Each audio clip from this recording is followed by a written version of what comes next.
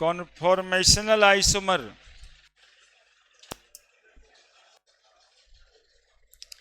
Conformational isomer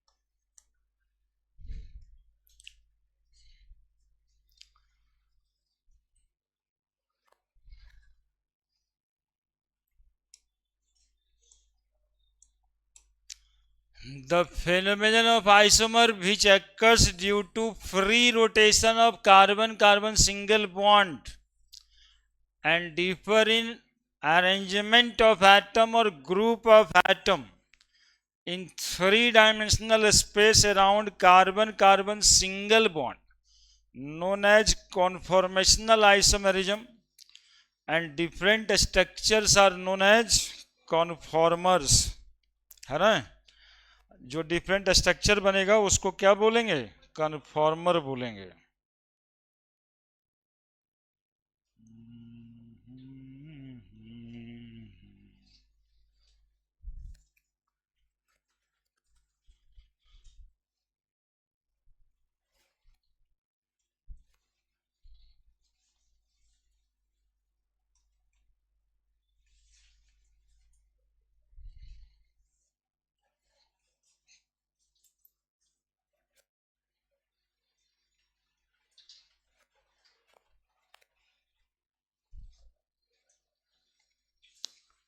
The phenomenon of isomer which occurs due to free rotation of carbon-carbon single bond, carbon carbon का single bond का rotation free होता है।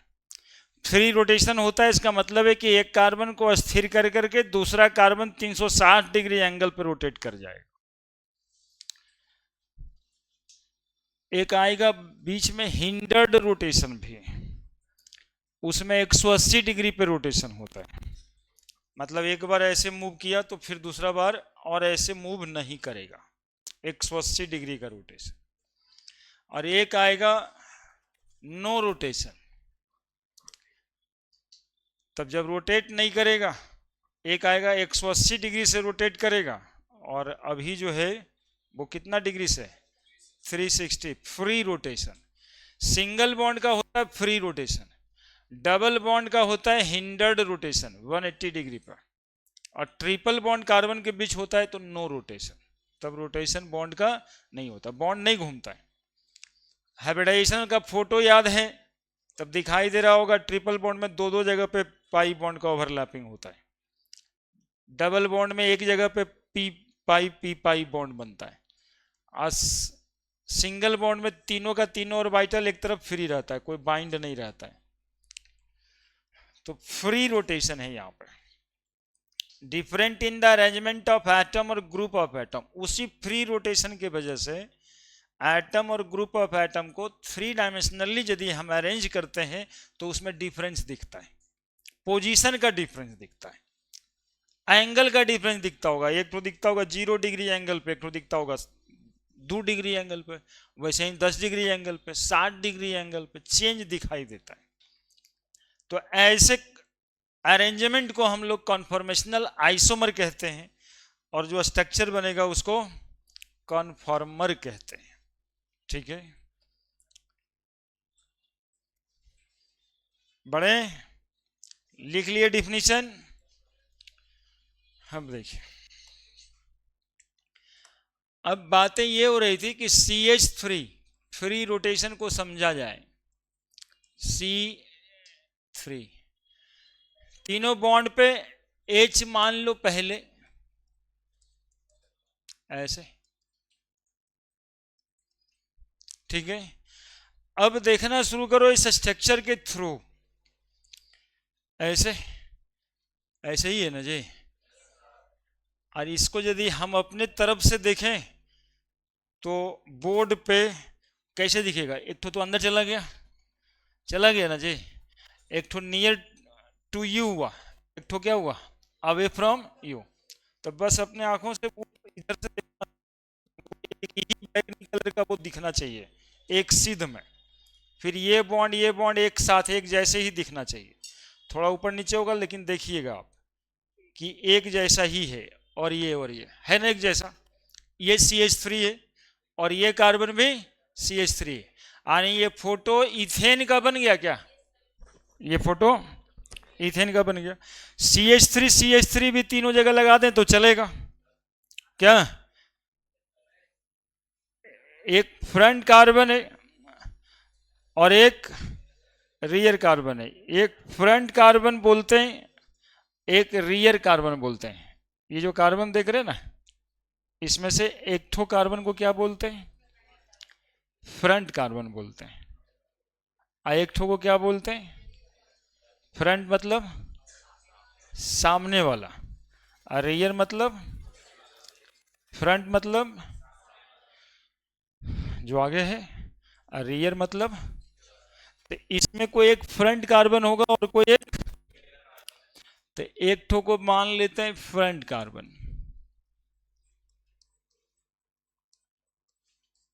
दूसरे को मान लेते हैं रियर कार्बन। ठीक है, कॉन्फॉर्मेशनल आइसोमर दिखाने के लिए एक सर्किल बनाते हैं ऐसे ऐसे, और सर्किल के अंदर एक ट्रायंगल बनाते हैं।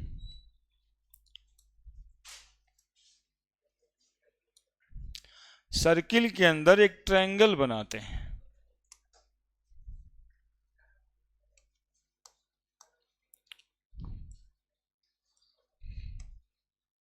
ओवल ऐसे, और एक इस तरह से ट्रायंगल बनाते हैं ऐसे, देखो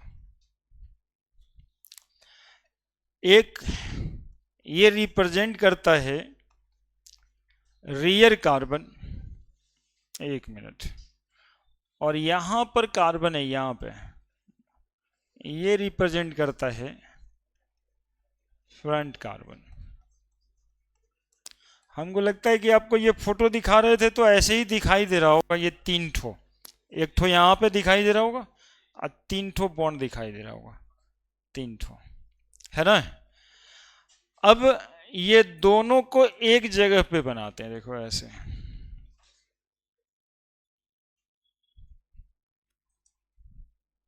ऐसे,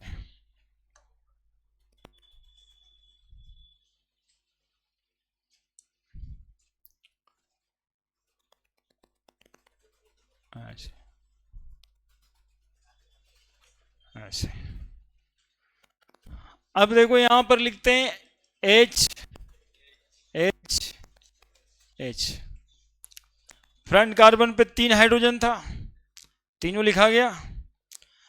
अब रियर कार्बन पे यहां पर इसके जस्ट पीछे जो बता रहे थे कि इसके पीछे ये देखिएगा, ये दोनों एक साथ यहां पर दिखाई दे रहा है क्या, सोच पा रहे हैं, ये वाला H इसके ठीक पीछे, तो एक H इधर दिखाई दे रहा है, एक H इधर दिखाई दे रहा है, और एक ठो H इधर दिखाई दे रहा है।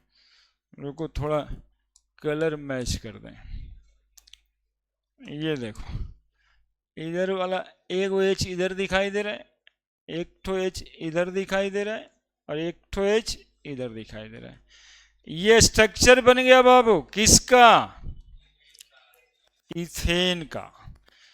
ये इथेन का कॉन्फॉर्मर हो गया, ये इथेन का, इसको कैसे खोलना है समझ में आ गया। ये इतना चीज पकड़े हुए हाथ में, बस वैसे ही ये बना हुआ है, इथेन बना हुआ है, इथेन बना हुआ है ये। चलिए बनाइए, front carbon rear carbon, rear carbon को घुमा देंगे,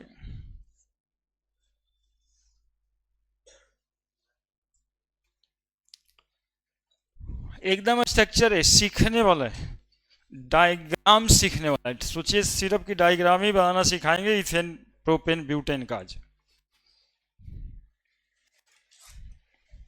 क्या हो रहा है, तू तो धीरे धीरे तो सट गया है इसमें, क्या हुआ बचवा। चलो तुम ऑफिस में आकर के जाओ, पानी वानी पी ले, फैन चला देते हैं, आओ।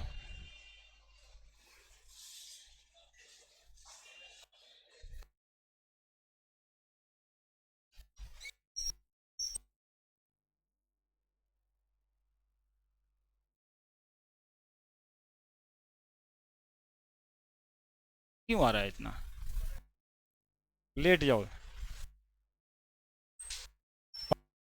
है यहाँ पर,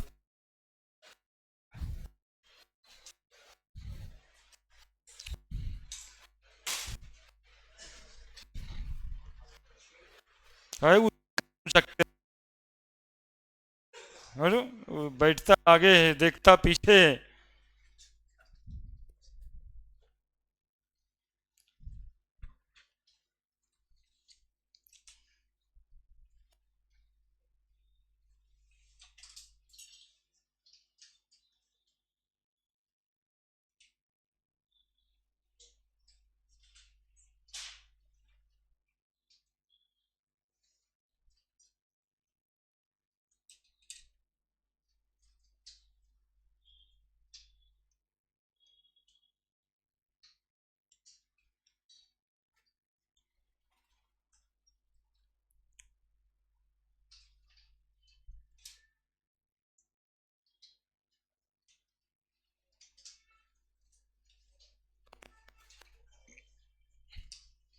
इसको 3 डायमेंशनली देखना है,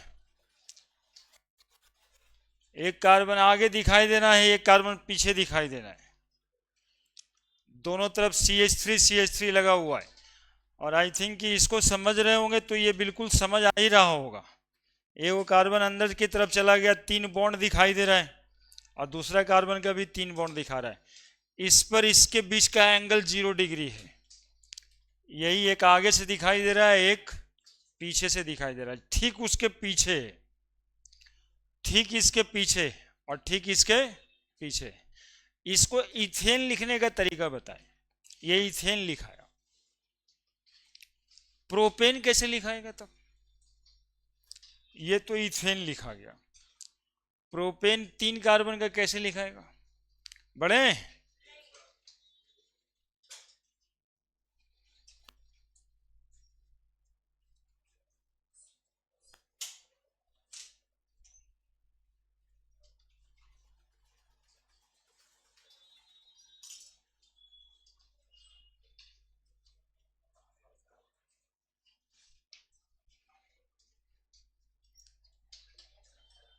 बड़े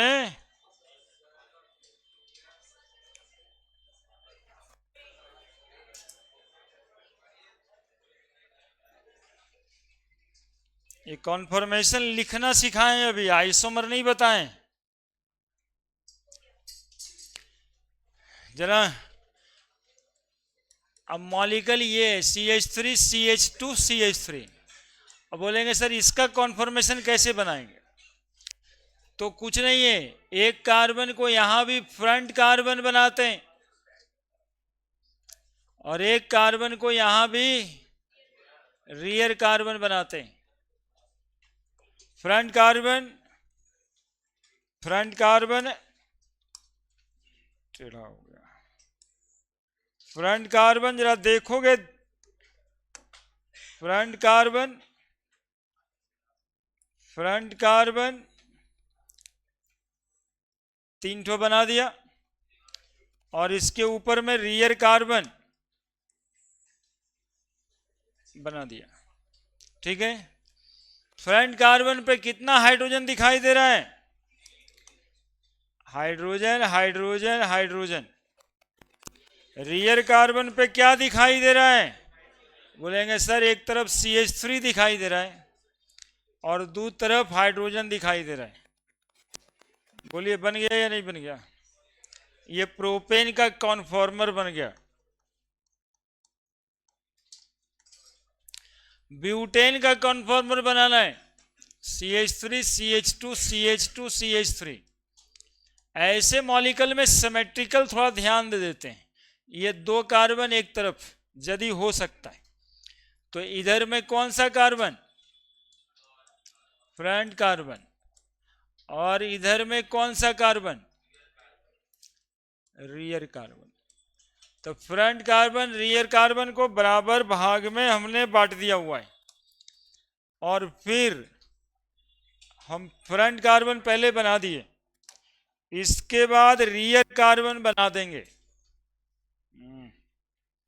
इसके बाद रियर कार्बन बना दिया ऐसे, और रियर कार्बन या फ्रंट कार्बन, रियर कार्बन पे भी एक CH3 है और एक तरफ 2 हाइड्रोजन है।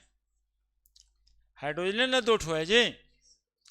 एक तरफ यहीं से समझना शुरू करना, नहीं तो मुंह तकने जैसा बात हो जाएगा कि सब समझ गया हम ही ऐसे किए हुए।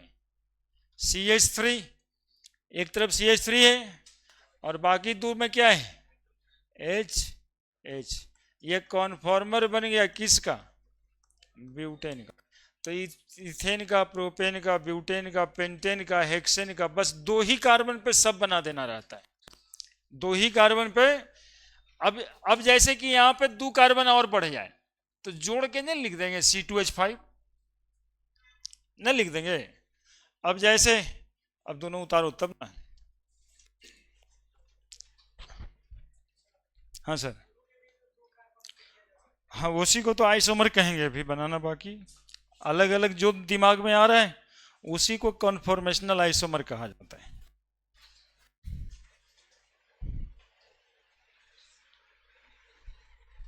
मीथेन का नहीं बनेगा, कम से कम 2 कार्बन।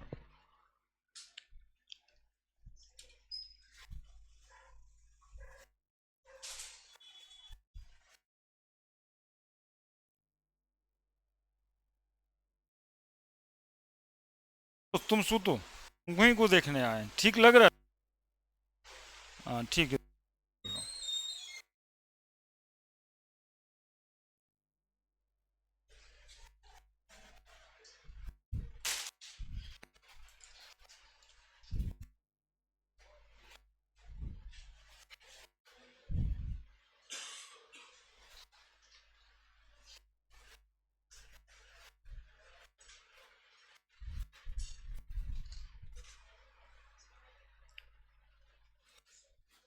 बना दिया क्या? बॉन्ड टेढ़ा मत कीजिएगा, नहीं करना था ना, ऐसे नहीं करना है ना। EH3 के जस्ट पीछे, उतना ज्यादा गैप नहीं। क्या बोल रहे हैं दिखाने के समय में कि ये जो फोटो हम आपको दिखाए वो यहाँ और ये दोनों 0 डिग्री है, कोई एंगल नहीं है, जस्ट इसके पीछे। आप उधर से देख रहे होंगे, एकदम ऐसे करके देखिए ना जी, ये वाला के ठीक पीछे ये वाला लग रहा है, ऐसे वैसे नहीं। ऐसे वैसे कुछ करेंगे तब तो फिर ऐसे करने लगेंगे हम, तो वही तो कन्फॉर्मर आइसोमर बनाएंगे।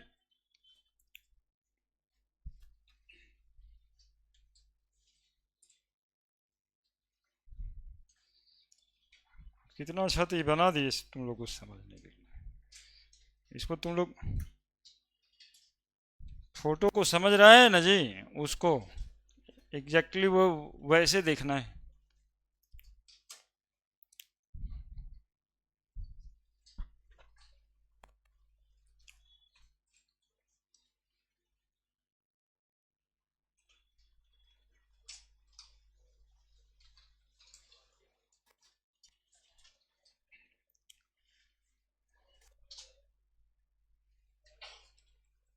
CH3 CH2 CH2 CH2 CH2 CH3, 2 carbon, front rear.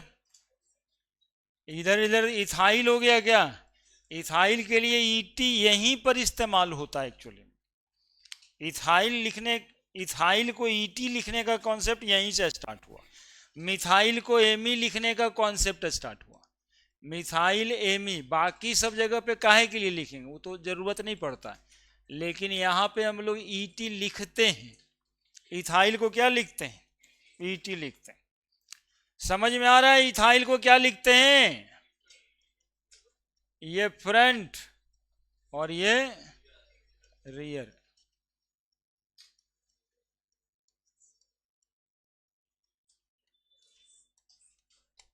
ठीक है, क्या करेंगे? अभिषेक तो आया ही है आज, ठीक है। फ्रंट रियर समझता है ना? फ्रंट रियर समझता है बाबू? फ्रंट वाला मतलब आगे। वाह यार, समझदार है कि। फ्रंट मतलब आगे, रियर मतलब ठीक आगे के पीछे। ई ना कि आगे पीछे इन्हें उन्हें, आगे ठीक पीछे। जैसे कभी छुपना रहता है तुमको, तो तुम तिवारी के पीछे बैठ जाता है और ऐसे प्रतीत होता है कि हमको दिखाई नहीं दे रहा है, एकदम वैसे वाला। देखिए समझा दिया उसको, देखिए समझा दी ना। हाँ, ठीक पीछे वाला मतलब वही। क्या है? 2 H है, 2 H है, एक ठो ईटी लिख देंगे इथाइल का, तो ईटी क्या लिख दें यहाँ पे? ईटी। और यहाँ एच, यहाँ एच। ठीक है, अब इसके पीछे भी ईटी और इसके पीछे एच और इसके पीछे एच। 2 2 4 2 6, कॉन्फॉर्मर ऑफ हेक्सेन, है ना? अब देखिए वो बड़का वाला गाड़ी में ऐसे ही कुछ सैंबल बना के रखा है। हाँ, कि सभ्य जुड़ जाए, सभ्य बना सकते हैं, बस उतना उतना ही करके सबको जोड़ा जा सकता है। फ्रंट रियर समझना है बस, फ्रंट रियर समझना है और कुछ नहीं समझना है भाई। समझ गया तुम लोग? अरे एक बार यस सर बोलो ना जी, सही में समझ गया।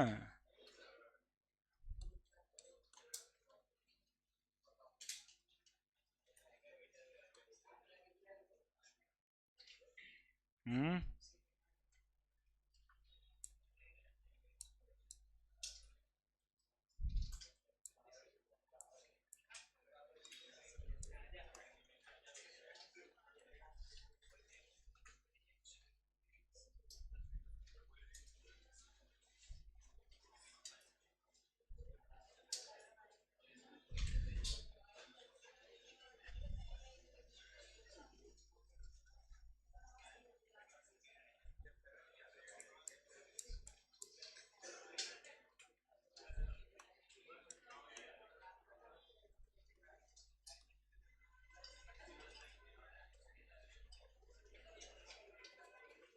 समझ ही गया, तो ये हम कन्फॉर्मर बनाए, आप इसका स्ट्रक्चरल फार्मूला बना दीजिए, तब हम भी समझ जाएंगे। आप समझ गए, हम कन्फॉर्मर बनाए हैं, ये कन्फॉर्मर बनाए हैं हम, आप इसका स्ट्रक्चरल फार्मूला बना दीजिए कि कौन सा स्ट्रक्चर है, क्या आईपीएससी नाम है इसका।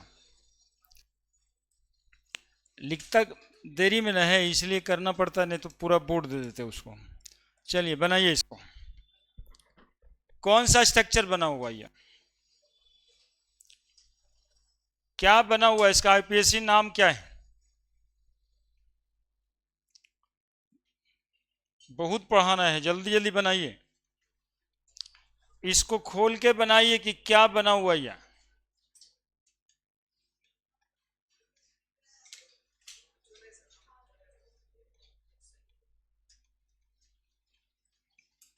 एमी लिखा हुआ है, मी, और ईटी मतलब इथाइल। अभी तिवारी जी ऊपर में लिखे हैं इस एमी का मतलब CH3। आधा ध्यान रखते हैं, पूरा ध्यान रखिएगा, पूरा नया चीज है आपके लिए, बिल्कुल नया है, तो आप भी थोड़े नए जैसे बिहेव करिए।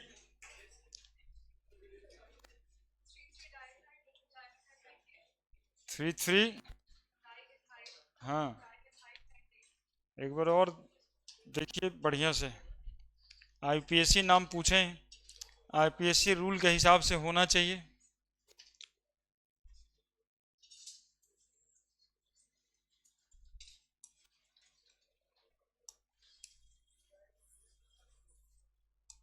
देखिए इसमें एक फ्रंट कार्बन होगा, एक रियर कार्बन होगा, एक फ्रंट कार्बन होगा, एक रियर कार्बन होगा।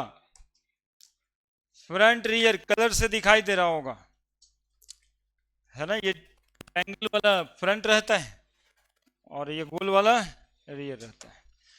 अब ये वाइट वाले पर कौन कौन सा चीज जुड़ा हुआ है आप देख ही सकते हो, इथाइल, इथाइल, और एक तरफ और इथाइल, इथाइल का मतलब CH2 CH3, इथाइल का मतलब CH3, इथाइल का मतलब,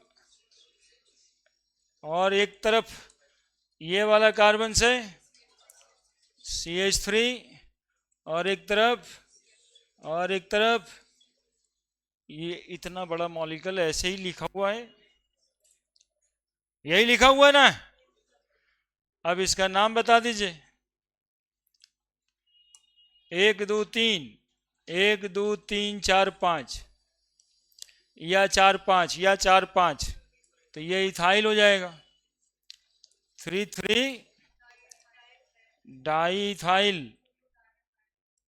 2 2 डाई मिथाइल।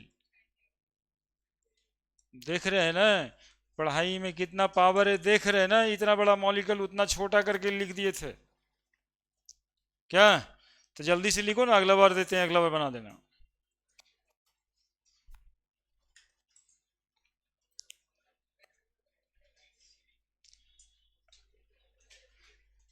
एगो ऐसा फोटो एनसीईआरटी में बना हुआ है, एगो समझ आएगा, वो तो देख के खाली अच्छा ही लगेगा कि नहीं भाई ये तो ठीक है, इसमें कुछ होता है, रट लेंगे। अब इतना के बाद ये लगेगा कि हाँ अरे तो आसान है, इसमें तो कुछ है नहीं, ये तो यही वाला है।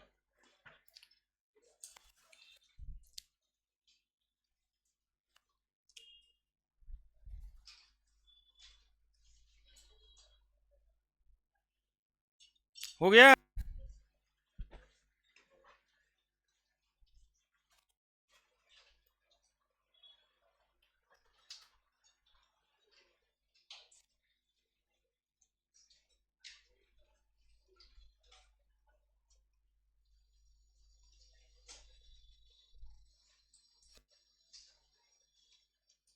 बढ़े, एक बार और बना देंगे क्या आप लोग?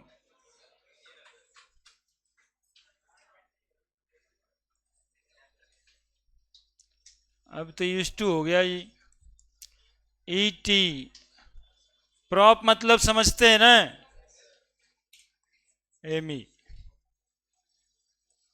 ई टी प्रॉप एमी।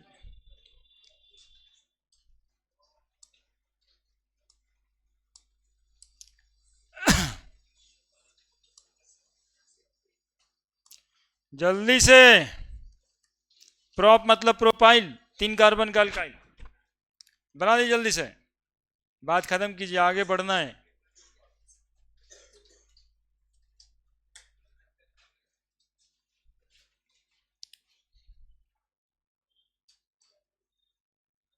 चलिए, ऐसा हो गया कि सबसे आसान यही हो गया।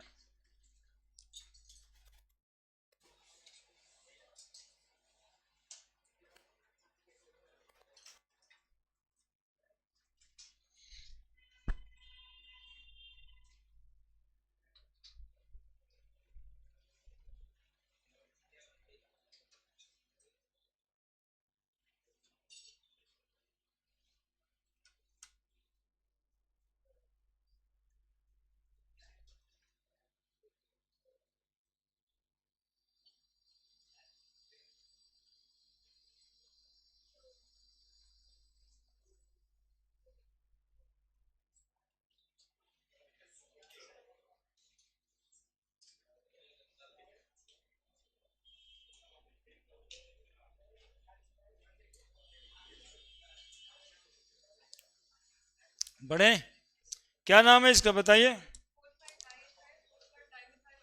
हाँ, फ्रंट कार्बन रियर कार्बन दिखाई दे रहा होगा। एक फ्रंट कार्बन पे एक तरफ ईटी है, एक तरफ प्रॉप लिखे हैं, और एक तरफ एमी लिखे हैं।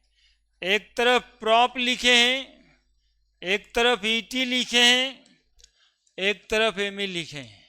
ऐसा ही तो लिखा हुआ है यहाँ पे।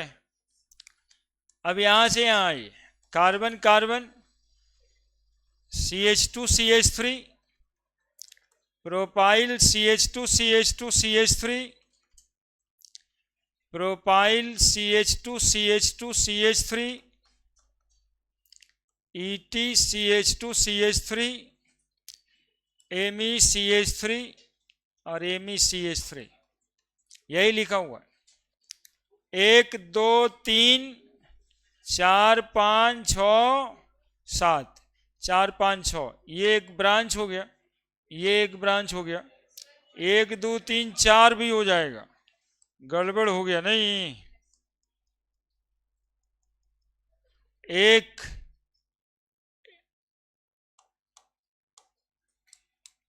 1 2 3 4 5 6 7, ये ब्रांच हुआ, ब्रांच ये हुआ। पेरेंट चेन दिखाई दिया, क्या नाम लिखिएगा? 4,5 डाइथाइल 4,5 डाइमिथाइल, 8 कार्बन है इसलिए ऑक्टेन। बताइए, इतना बड़ा बड़ा मॉलिक्यूल उतना छोटा जा सकता है, इसलिए ऐसा कोई इशू नहीं बनता है कि उसमें 2 कार्बन था, फ्रंट और रियर तो बनाएंगे कैसे मॉलिक्यूल? कोई भी मॉलिक्यूल आप लिख सकते हैं, इवन कोई भी फंक्शनल ग्रुप आप इसमें डाल सकते हैं, है ना? कहीं OH लिख देंगे, कहीं जो आएगा मन वो लिखेंगे, यानी हर मॉलिक्यूल का लिखा जा सकता है। हाँ बोलिए। एक ही बात है, उसी को आइसोमर कहेंगे कुछ देर में। चलिए जल्दी से लिखिए।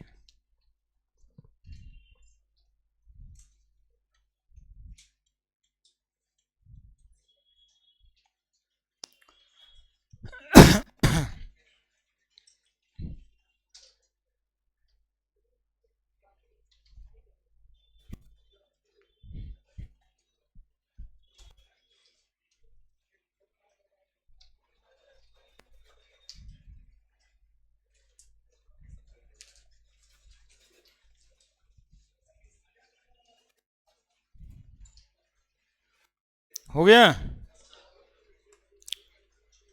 अब देखिए, देखो जल्दी लिखो यार, बहुत बताना रहता है, जल्दी लिखो।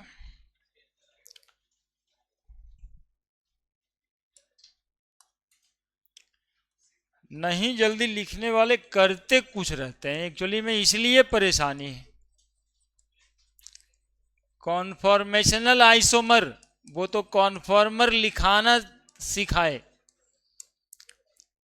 है ना, आइसोमर बनाना सीखते हैं अब। देखो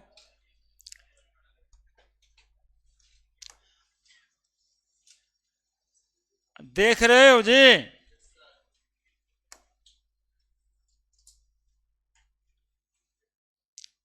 एच एच एच, देखते रहना इधर, अब बोलने पे नहीं रहो, हम बता रहे हैं तुमको, समझ जाओगे। अब क्या करना है कि रिलेटिव मोशन देखना है दोनों कार्बन के बीच, एक फ्रंट वाला कार्बन और एक रियल वाला कार्बन। फ्रंट वाले कार्बन को जहां है वहीं पे रोको, और ये जो गोल वाला कार्बन है ना चूड़ी जैसा, इसको घुमाओ, रोटेट करो, हाँ घुमाओ। देखो तो घुमाने के बाद तुमको दिखाई देना चाहिए, देखना हम बता रहे हैं कैसे दिखाई देना चाहिए। ओफो, सीधा सीधा बनो यार, ऐसे दिखाई देना चाहिए, देखो ऐसे।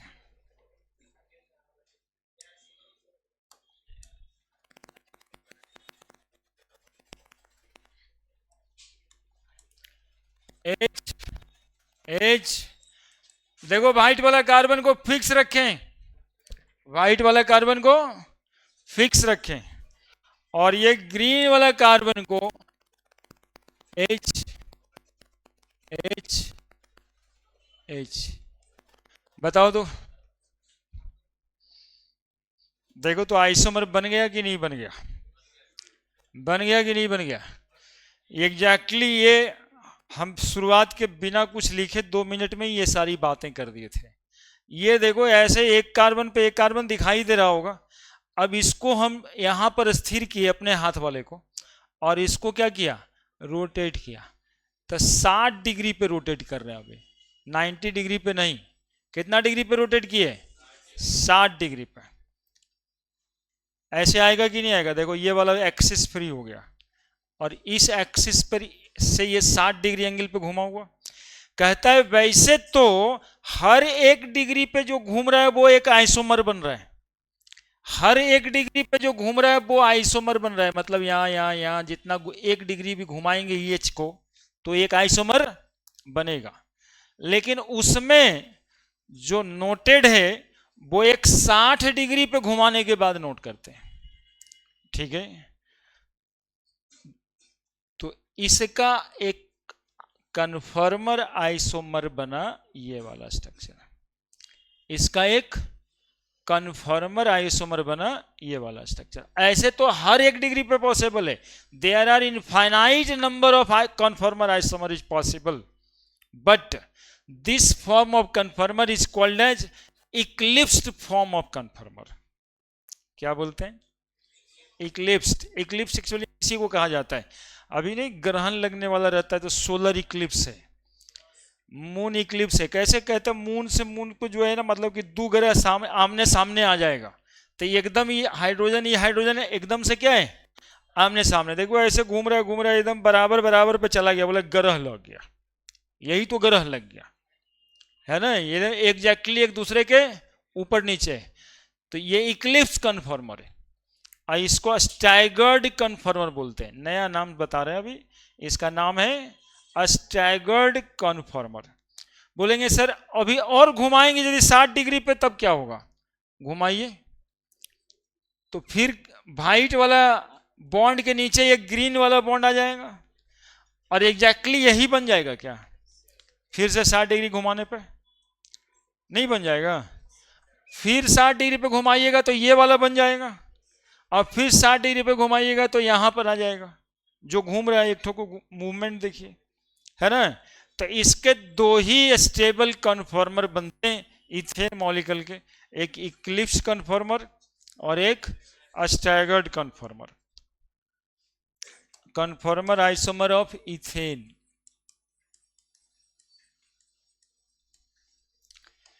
इसको बोलते हैं इक्लिप्स्ड।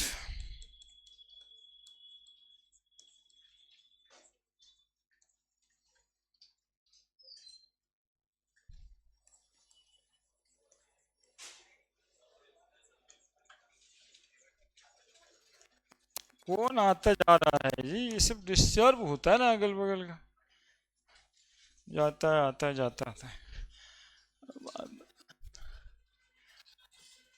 इक्लिप्स्ड स्टैगर्ड,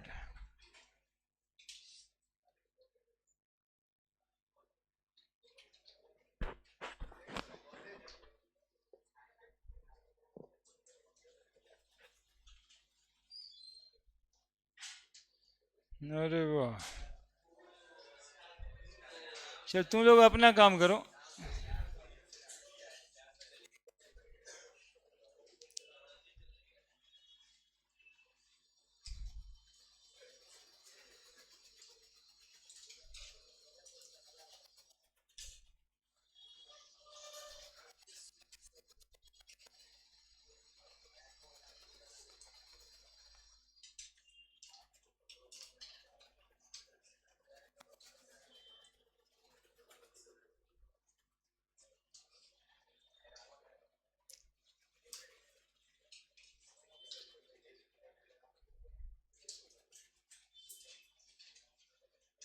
तो कितना तरह का कन्फॉर्मर बताया अभी, इक्लिप्स कन्फॉर्मर और staggered conformer.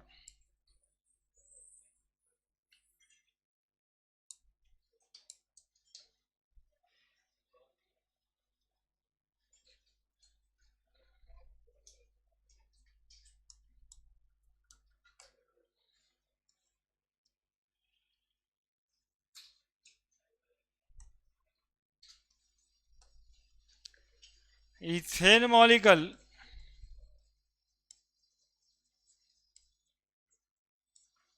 has two stable conformer. First is staggered and another is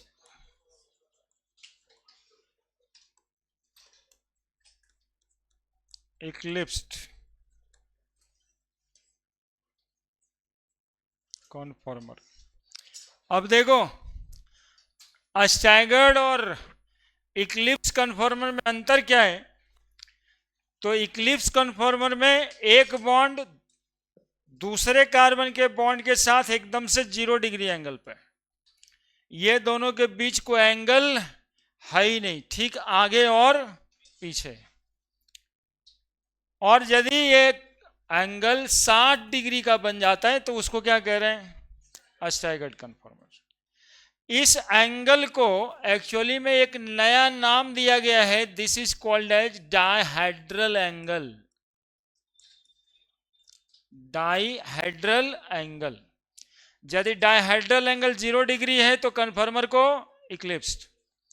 चूंकि दो बॉन्ड नहीं कह सकते, सुनिए ना हम क्या बोल रहे हैं, दो बॉन्ड नहीं कह सकते। क्यों नहीं कह सकते वो सुनिए, थोड़ा सा समझिए। दो बॉन्ड कहने मतलब तो ये हो जाता है, लेकिन यहां पर दो बॉन्ड कौन कौन सा है, एक ये वाला बॉन्ड है और दूसरा ये वाला बॉन्ड है। तो दो बॉन्ड कैसे कह दें, इधर वाला भी तो दो बॉन्ड में आ जाता है। इसीलिए इन दोनों के बीच के जो बॉन्ड एंगल बनेंगे इसको क्या कहेंगे, मतलब angle of bond in between front carbon and rear carbon. Front carbon और रियर कार्बन के बॉन्ड के बीच में जो एंगल बने वो 0 डिग्री बने तो इक्लिप्स्ड बने। तो डायहेड्रल एंगल किसको कहते हैं समझ आया, फ्रंट कार्बन रियर कार्बन के बॉन्ड के बीच का एंगल को कहते हैं डायहेड्रल एंगल। अरे क्या ही दिक्कत हो रहा है, कोई ऐसे हैं तो बताइए ना, यहीं से तो समझना स्टार्ट करना है। ये वाला और ये वाले के बीच के बॉन्ड का एंगल कहते हैं डायहेड्रल एंगल, ये दोनों के बीच। एकदम से यहां पर 0 डिग्री दिखाई दे रहा है, तुम लोगों को दिखाई दे रहा है कि नहीं 0 डिग्री, ये वाला बॉन्ड के बीच 0 डिग्री, तो इक्लिप्स कन्फॉर्मर। और 60 डिग्री ऐसे, ऐसे देखिए ये 60 डिग्री, तो कौन सा कन्फॉर्मर, ये स्टैगर्ड कन्फॉर्मर है। एक सीध में देखिए, एक एक्सिस पे देखिए, तो ये 60 डिग्री के एंगल बनाए हुए है ये बॉन्ड, तो कैसा कन्फॉर्मर है, स्टैगर्ड कन्फॉर्मर है।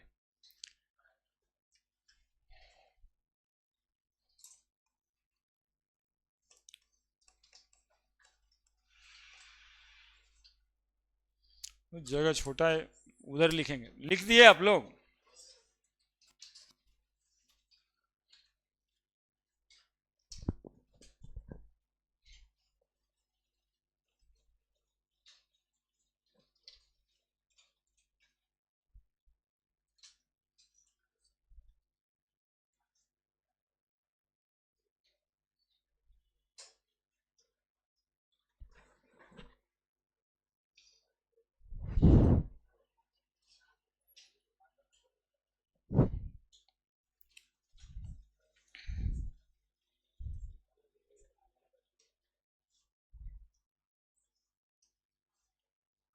पढ़ लीजिए, कितना बार तो ये पता लगता है बारहमा पास कर जाने के बाद कि अरे ये वो सब था कहीं, क्या ऑर्गेनिक में था, अच्छा ये सब भी था, हमको मिला नहीं। हम लोग के पास सिलेबस में समय मिलता है ना, इसलिए यहाँ तक पहुँचते हैं, न तो आपको पता भी नहीं चले, और सर को तो पता रहता ही है, तुमको नहीं पता चले, बस इतना सा बात रहता है। और एनसीईआरटी यदि आप देखेंगे तो एक वो स्ट्रक्चर बनेले है इथेन का, तो उससे क्या ही पता लग जाएगा, वो तो ऐसे ही नहीं पता लगना है। कौन सा एंगल की बात कर रहे थे, dihedral angle, the angle between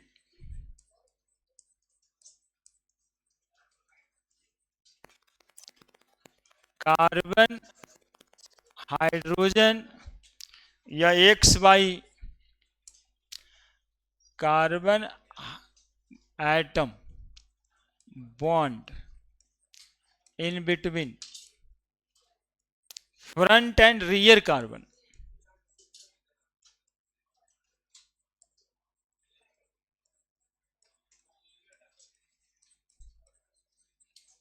known as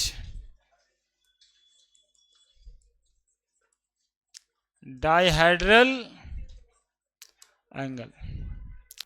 अब इक्लिप्स कन्फॉर्मर,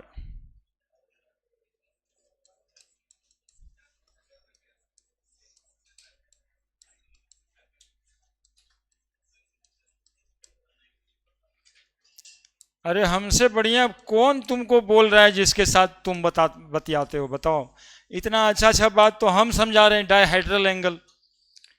अब देखो अभिषेक को भी बोल सकते हैं कि तिवारी के साथ डायहेड्रल एंगल 0 डिग्री बना के बैठे हो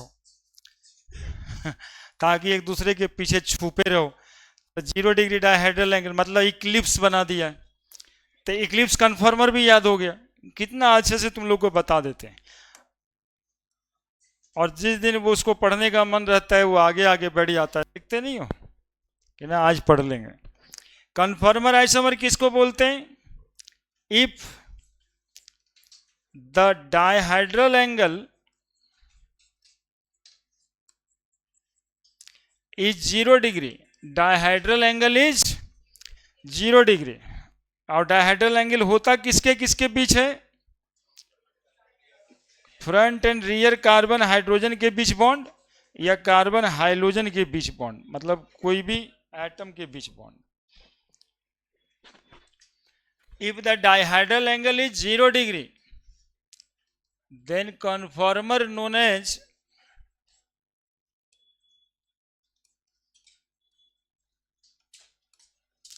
eclipsed conformer,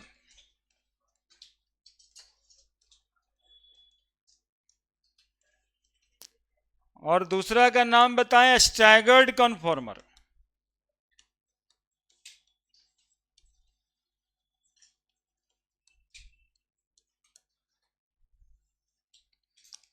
if the dihedral angle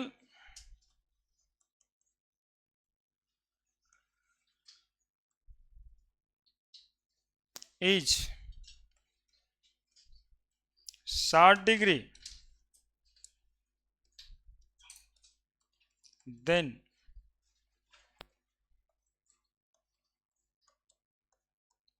conformer is known as a staggered conformer.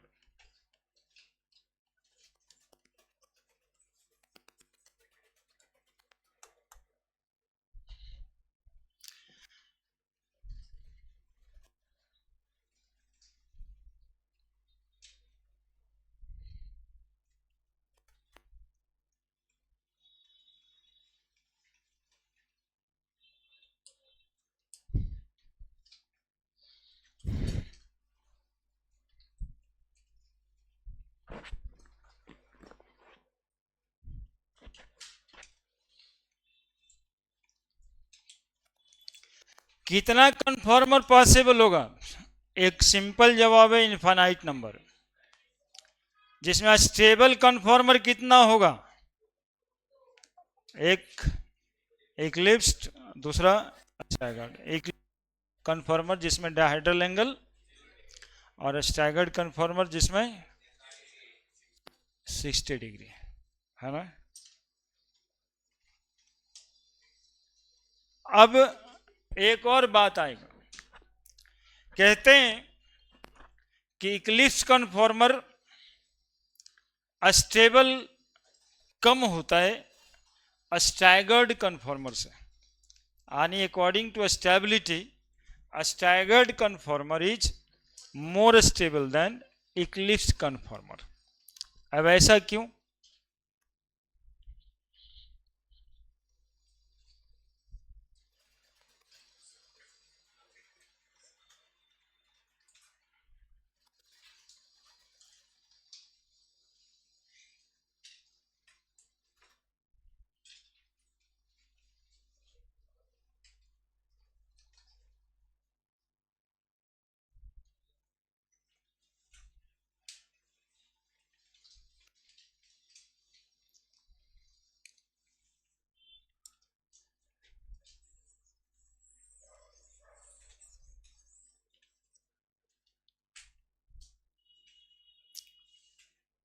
हो गया कि अभी शुरू किया है। हाँ, जितना देर हम लिखते हैं उतना देर वो बदमाशी करता है, जब लिखना छोड़ देते तो लिखना स्टार्ट करता है, बाद में कहता है रुकिए सर। एक से एक लोग हैं। सुनिए, यहां पे इक्लिप्स कन्फॉर्मर में बॉन्ड एंगल यानी डायहेड्रल एंगल 0 डिग्री होता है, जिसके वजह से एक हाइड्रोजन का बॉन्ड, एक बॉन्ड हाइड्रोजन लगा रहे, चाहे मिथाइल रहे चाहे कोई भी रहे, ठीक दूसरे के ऊपर नीचे आता है, जिसके वजह से दोनों के बीच में रिपल्सन होता है। और रिपल्सन यदि ज्यादा होगा तो मॉलिक्यूल की स्टेबिलिटी, अब यहां 0 डिग्री और यहां है 60 डिग्री एंगल, दोनों में डिस्टेंस है, तो यहां पे रिपल्सन कम होगा, यहां पे रिपल्सन, इसलिए इक्लिप्स कन्फॉर्मर लेस स्टेबल होता है स्टैगर्ड कन्फॉर्मर से। समझ आया क्या बोल रहे? इस रिपल्सन को एक नया नाम दिया गया यहां पे, जिसको बोलते हैं टॉर्सियोनल स्ट्रेन। टॉर्सियोनल स्ट्रेन, स्ट्रेन स्ट्रेन पढ़ाता होगा फिजिक्स में, स्ट्रेस और स्ट्रेन दबाव ही होता है। तो स्ट्रेन ज्यादा है इस मॉलिक्यूल में, इस कन्फॉर्मर में, इस कन्फॉर्मर में स्ट्रेन कम है, चूंकि दो बॉन्ड एक दूसरे पे ओवरलाई नहीं कर रहा है। तो टॉर्सियोनल स्ट्रेन की बात करेंगे और उसी से स्टेबिलिटी लिख देंगे। टॉर्सियोनल, देखिए कितना नया नया शब्द होता है, इतना तो देर में तुम डिक्शनरी का 5 शब्द पढ़ने में मेहनत लग जाएगा, जितना शब्दकोश भरता जा रहा है। Conformer, torsional strain, the strain in between carbon X bond, X मतलब अननोन, हाइड्रोजन भी हो सकता है, CH3 भी हो सकता है, CX bond of front and rear carbon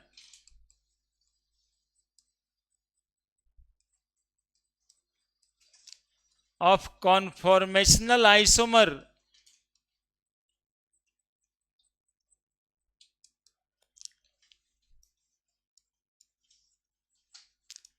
known as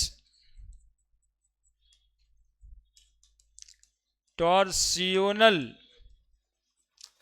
strain। अब यहां पर रिलेट कर रहे हैं, यदि डायहेड्रल एंगल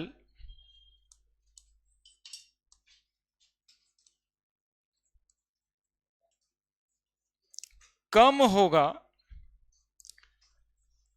टॉर्सियोनल स्ट्रेन ज्यादा होगा, stability of conformer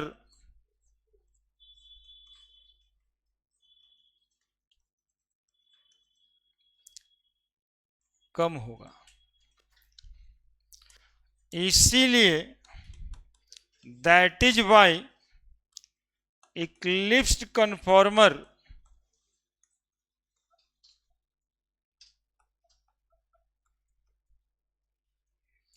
is less stable than a staggered conformer,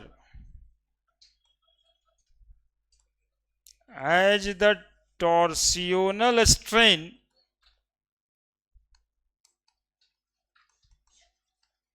is maximum and dihedral angle is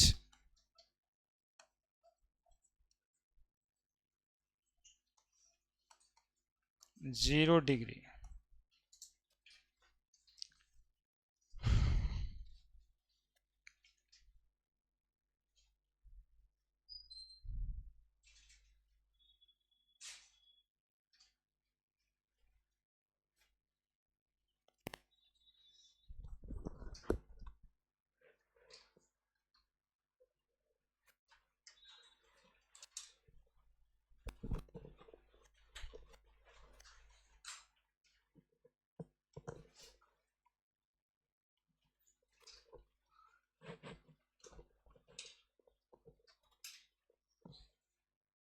बोलिए, यदि किन्हीं को कोई समस्या है तब।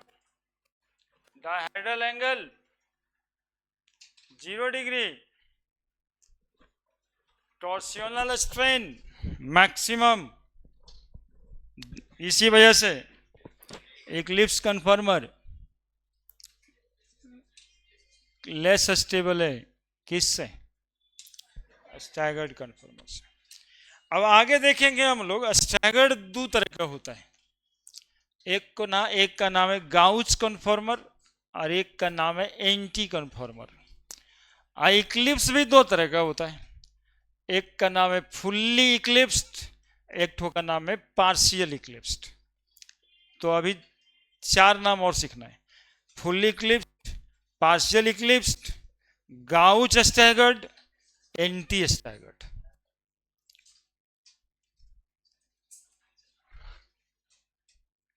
आज सब लग रहा है विदेशी नाम है, नहीं? इस्तेमाल ही नहीं हुआ है।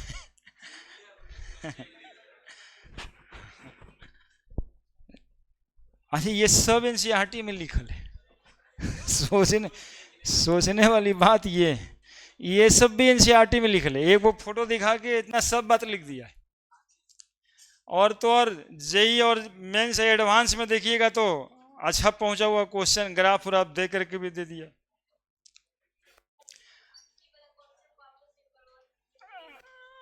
टॉर्सियोनल स्ट्रेन लिखें, फ्रंट कार्बन रियर कार्बन के बीच का एंगल यदि 0 डिग्री हो जाए तो दोनों में रिपल्सन ज्यादा होगा। रिपल्सन ज्यादा होने की वजह से वो स्टेबल कम होगा। तो टॉर्सियोनल स्ट्रेन उसी रिपल्सन को कहते हैं। उसी स्ट्रेन को कहते हैं दबाव। जैसे कभी कभी क्या होता है ना कि फेस टेंशन हो जाता है, मतलब बात कुछ नहीं है लेकिन उसको देखे के गुस्सा हाई हो जाता है। ये ऐसे ऐसे कैसे ही आ गया है, सामने में कैसे है, ये नहीं रहता तो अच्छा रहता। मन तो करता है कि एक दिन मतलब बात कुछ है नहीं लेकिन क्या, कैसा टेंशन है उसको बोलते हैं फेस टेंशन हो गया है। मतलब कोई बात नहीं है, मतलब वो चेहरे देख के गुस्सा आता है, फेस टेंशन हो गया, उसी को बोलते हैं। उसी बात से उसी जैसा एक नाम यहां भी नाम है टॉर्सियोनल स्ट्रेन। एक्चुअली में ये बॉन्ड और ये बॉन्ड में कोई रिश्ता कहाँ है, ये बॉन्ड और ये बॉन्ड में कोई रिश्ता है? ये दोनों उसका बॉन्ड, ये उसका बॉन्ड, लेकिन एक सामने तो आता है, एक सामने जो आ रहा है, बस इसी वजह से ये दबाव में है और ये भी दबाव में है। इसको बोलते हैं टॉर्सियोनल स्ट्रेन। डायहेड्रल एंगल 0 डिग्री होने पर यह टॉर्सियोनल स्ट्रेन मैक्सिमम होता है। जैसे जैसे ये दोनों के बीच एंगल बढ़ाएंगे, यानी 0 से लेके देखो 60 कर दिए, हम अपने तरफ वाला कार्बन घुमा रहे हैं, तुम्हारे वाला स्थिर रखें, तो अब का पोजीशन अलग है कि नहीं है? अब देखो 60 डिग्री पे है कि नहीं है? ये वाला कार्बन समझो, ये वाला एंगल समझो, 60 डिग्री एंगल नहीं हुआ क्या? तो उससे दूरियां बढ़ा, इससे दूरी बढ़ा, टॉर्सियोनल स्ट्रेन घटेगा। बस यही इतना बात तो कहें। इसीलिए स्टैगर्ड कन्फॉर्मर ज्यादा स्टेबल होता है किससे? एक फुल्ली इक्लिप्स है, ये इक्लिप्स कन्फॉर्मर है। ये कैसा कन्फॉर्मर है? अरे तुम लोग देख भी पा रहे हैं, देखो ऐसे देखो, एकदम ऐसे देखो, आंख आंख आंख मार के देखो देखो ये वो पर्पल के नीचे पीछे पर्पल दिखना चाहिए, दो गुना दिखना चाहिए, एक के ठो दिखना चाहिए। हाँ, यहीं पे वो सीखना है। तुम लोग तो ये सब बात गलत जगह पे सीख जाते हो। डायहेड्रल एंगल समझ आ गया होगा, मिनिमम होगा, टॉर्सियोनल स्ट्रेन मैक्सिमम होगा, स्टेबिलिटी मिनिमम हो जाएगा। अब देखिए आखिरकार पूछ ही दिया ना, देखा तुम, अभी तो इतना ही हुआ तेरे साथ, अब इस बार जो होने वाला है उसका मत पूछो। यदि मन लगाए तब ठीक, और नहीं मन लगाए तो सीधा लगेगा पागल खाना चल जाए। अब पृथ्वी पर मेरा कोई जगह नहीं है, ऐसे सोचोगे इतना आसान चीज है, इतना मन लगता है, फिर भी परेशान है। बोलो कौन सा फ्रंट कार्बन, कौन सा रियर कार्बन? इसको फ्रंट कार्बन एकदम लिखना बंद कर देना, तो ये रियर कार्बन, एक फ्रंट कार्बन और एक रियर कार्बन, ठीक है? ठीक है जी, एक फ्रंट कार्बन और एक रियर कार्बन। देखो एक तरफ क्या है इसमें, एक तरफ अरे ई वाला 2 गो एच है, एगो एच ई एगो एच ई, यही सब नहीं सीखता है। हम तो उसको आसान समझ रहे हैं कि 2 गो एच है, अब कौन बताएं कि ई वाला 2 गो एच है? अरे वो है वाला नहीं रहेगा, इस कार्बन से जुड़ा हुआ कौन है? अब इस कार्बन से जुड़ा हुआ कौन है? ये 2 गो हाइड्रोजन है, एगो CH3, तो एक CH3 इधर लिखे, एगो एच यहां लिखे, एक तो एच यहां लिखे, स्ट्रक्चर बन गया। सुनते रहिएगा, अभी आप लोग के दिमाग में आ भी रहा था कि सर ये वाला यहां लिखें, वो वाला वहां लिखें। अब हम लिखते हैं एक तरीके से, देखो कैसे, CH3HH। अभी जो ट्रायंगल वाला है ना, इसको पकड़ के रखो आगे, डंटा जैसा ऐसे पकड़ के रखे हुए हैं। अब पीछे से जो चूड़ी नहीं हुआ गोल है, वो गोल है तो गोल को घुमाते, तो गोल वाले को घुमा दिए तो CH3 यहां लेके पहुंच गया क्या? देखो पहले, यही वाला CH3 60 डिग्री पे पहुंच गया है वहां पे, वो जब CH3 यहां पहुंच गया तो ई वाला H यहां पहुंचेगा, ये वाला H यहां पहुंच जाएगा। बोलो पहुंचेगा कि नहीं पहुंचेगा? अब देखो,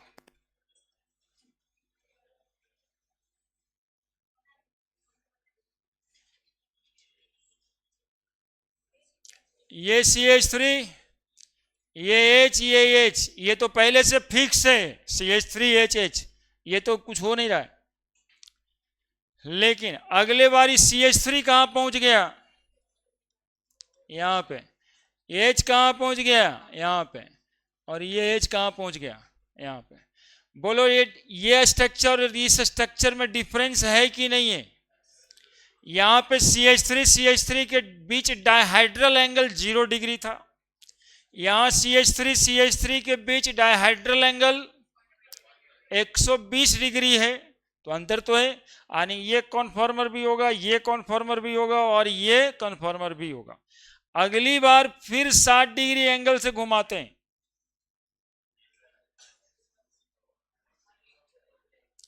CH3 H, अब ये वाला CH3 यहां पहुंच गया कि नहीं पहुंच गया? और ये वाला H यहां पहुंच गया और ये वाला H यहां पहुंच गया। बोलो हुआ या नहीं हुआ? अरे हुआ या नहीं हुआ बोलो। अब ये वाला CH3 60 डिग्री से फिर घुमा देंगे। तुम्हें मोशन तो तुम फिजिक्स में पढ़ा है, मोशन तो हम आज दिखा रहे हैं घूम कैसे रहा है। CH3, बोलना बोलना, CH3HH ये फिक्स्ड है, इसको नहीं डिस्टर्ब करना है, और चूड़ी वाला पे जो बॉन्ड है उसको घुमाना है। तो बोलो CH3 यहां पहुंच गया कि नहीं पहुंच गया? यहां H और यहां पे H। अब बताओ अगले बार बाबू, अगले बार कहां पहुंचा दें? CH3HH। अब ये CH3 यहां है तो अगली बार यहां नहीं आ जाएगा क्या? CH3E वाला H यहां चल जाएगा और ये वाला H, बोलो 60 डिग्री पे घूम घूम के इतना बार घूम सकता है क्या? अबरी 60 डिग्री पे घुमा दिए तब ये वाला सेम बन जाएगा। आने की ब्यूटेन के कितने कन्फॉर्मर बनेंगे? Conformer isomer of butane is 6 है ना, 6 कन्फॉर्मर आइसोमर बनेंगे, सब 60 डिग्री पे घुमा घुमा के बनाए। ऐसे तो इनफाइनाइट नंबर पॉसिबल, लेकिन ये 6 स्टेबल कन्फॉर्मर बनेंगे। अब सुनिए, इसमें सबका नाम भी है, इसको बोलेंगे इक्लिप्स्ड, इसको बोलेंगे, इसको बोलेंगे, इसको बोलेंगे, इसको बोलेंगे, इसको बोलेंगे। अब बताओ ये इक्लिप्स और ये इक्लिप्स और ये इक्लिप्स, तीनों इक्लिप्स में कोई अंतर है क्या?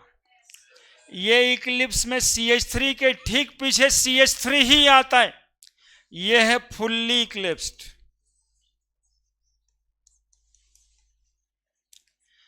और ये वाला जो फुल्ली इक्लिप्स नहीं है, CH3 के पीछे H आता है, इसलिए इसको बोलेंगे पार्शियल इक्लिप्स्ड।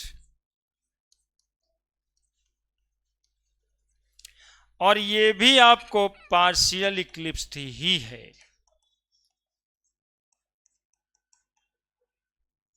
ठीक है, ये स्टैगर्ड, ये स्टैगर्ड, ये स्टैगर्ड, ये तीनों में भी अंतर दिखाई दे रहा होगा।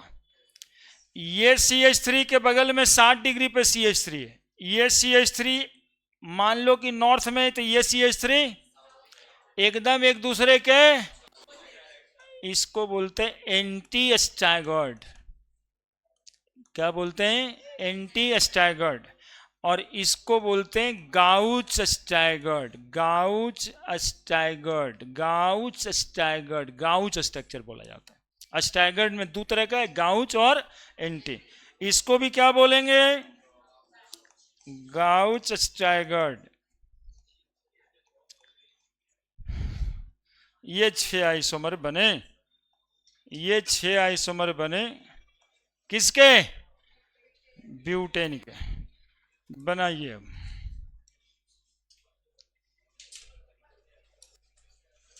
जानते हैं जी, एक ठो ना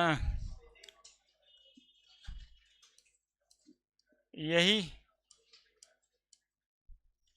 पीसिंग केमिस्ट्री क्लासेस वाला चैनल भी है, उस पे भी वीडियो रिकॉर्ड हो रहा है एग्जैक्टली यही वाला।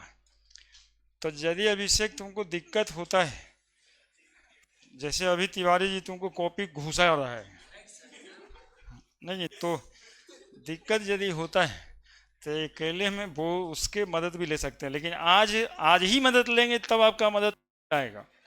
10 दिन के बाद लेंगे ना तो फिर लगेगा ऐसा वाला स्ट्रक्चर रोड पे देखे थे, कौन गाड़ी में था है ना। तो अब वैसे ही देखते रहेंगे। अरे वाह यार, तुम तो लिख दिया, क्या बात है, हो गया। तो और कौन से, एक दो बार अपने घर पे जाके बना लेना है, स्टैगर्ड गाउच कर देना है, फिर देखिए कितना मजेदार है। ये सब आपको कॉन्फिडेंस देगा। एग्जैक्टली पढ़ना वही नहीं होता उनको आसानी से समझ आ जाए, थोड़ा दिमाग लगे ऐसा भी समझ में आए, तो उससे क्या होता है कि कॉन्फिडेंस मजबूत होता है। और नहीं तो एक आध को बच्चा देखो कैसे बना रहा है, पहले 6 गोलका बना लिया है, इतना मतलब इतना थुथुर बच्चा भी इसी क्लास में है, पहले 6 गोलका बना लिया, अब ऐसे ऐसे कर रहा है। अरे गधा, यही समझाती, 1 घंटा से हम लगे हुए हैं यही बुझवाने के लिए। हम फ्रंट कार्बन रियर कार्बन बताइए, वो बॉल एंगल 3 एंगल बताए, इवन आंख मारना सिखा भी रहे थे, लेकिन आप क्या कर रहे थे, तो गोलका बना दिए उसमें ट्रायंगल घुसेड़ रहे हैं, गधा सब। हाँ बताइए ना, अभी सब मजाक ही ना करना हुआ, कितना अच्छा से बता रहे, 3 बॉन्ड, 3 के पीछे 3 ठो बनाना है, तो एक एक करके 60 डिग्री का एंगल रोटेशन बनाना है। हम यहाँ पर मोशन दिखा रहे हैं, अब कर क्या रहा है बच्चा, 6 गोलका बना दिया, अब 6 ट्रायंगल बना रहा है उसमें।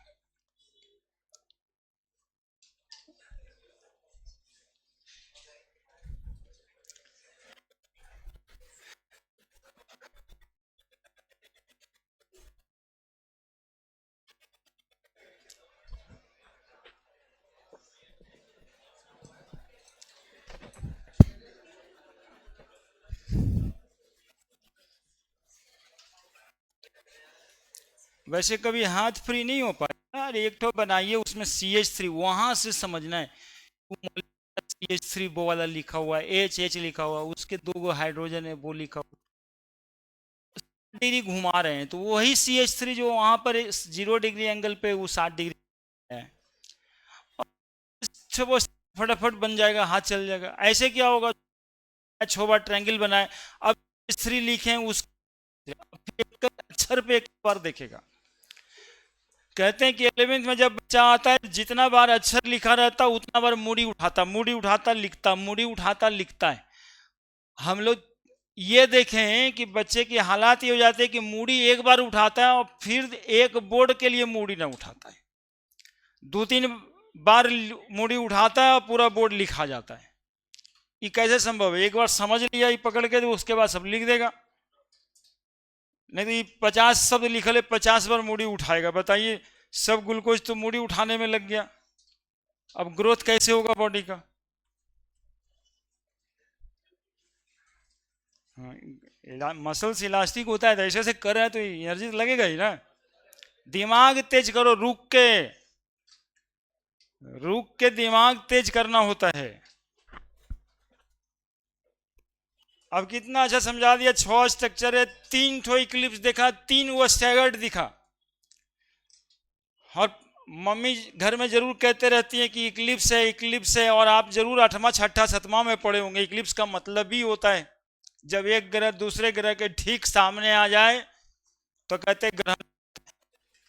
तो एक पूरा पूर्ण ग्रहण है ये, हिंदी देखो तो क्या है, ये पूर्ण ग्रहण है। अब पार्शियल मतलब आंशिक रूप से ग्रहण है ना, जो अभी हाल फिलहाल में ग्रहण लगा था एक ठो, लेकिन इंडिया में नहीं दिखा था, आंशिक रूप से था, एक पूरा रूप से होता है। मतलब कितना यूज टू कर करके समझ जाना है।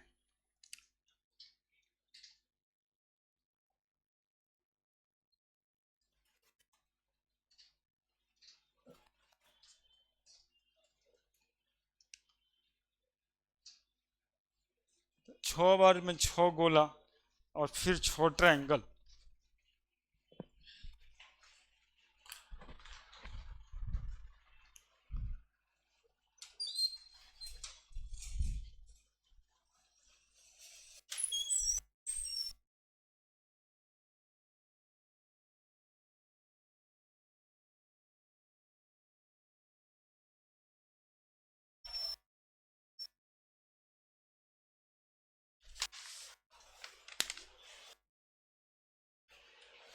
एक क्वेश्चन पेपर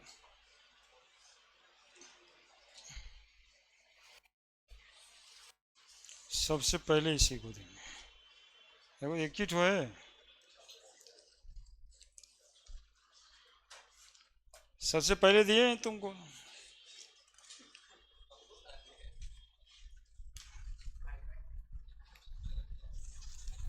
हाँ हाँ, बाकी बात देखो ये कर दिया, सबसे पहले यही बनाएगा सर। कितना कॉन्फिडेंस दिखा रहा तुम पे।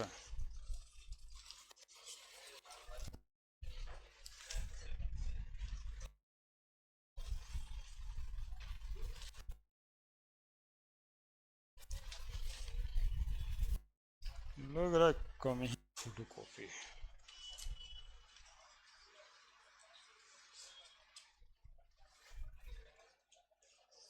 क्या होता है अभिषेक?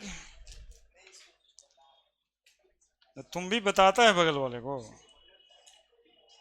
क्या वहम वहम का बात कर रहा तुम?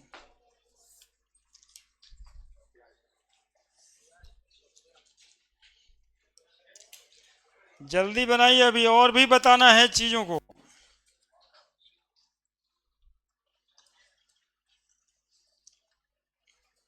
कॉन्फॉर्मर आइसोमर है, क्वेश्चंस बनाइएगा।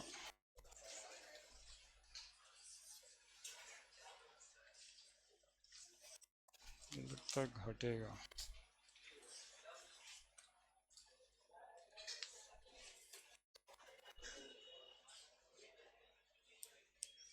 जी।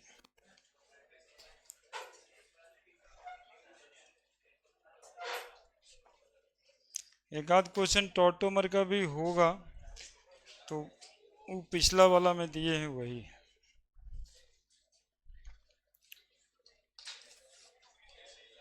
अरे भाई, जिसको गोल नहीं करना, रंगना नहीं है, उसको रंग रही हो, बताओ रंग आएगा वो?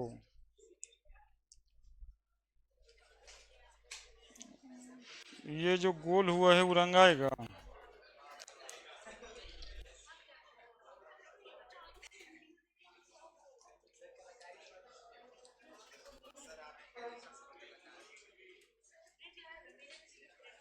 हम्म।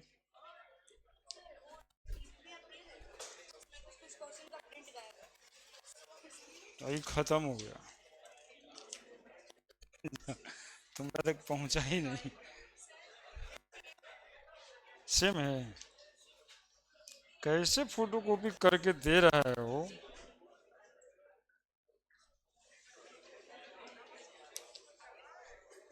खोल दो तो इसको, खोल दो। तुम्हारा देखो तो कैसा है। अरे सब चेक कर लो, सब ठीक है ना? 20 क्वेश्चन, कितना क्वेश्चन है? 20 क्वेश्चन है सबको। नोचो ना। 20 है, किसी में देख रहे हैं दो दो कर दिया है, मतलब 10 ही को 2 पेज में। लो ठीक ही है। क्या है उसमें?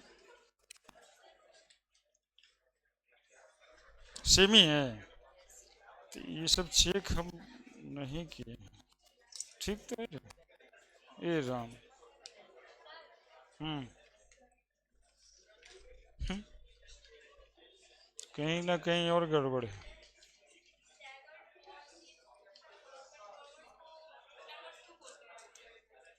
क्या बोलते हैं?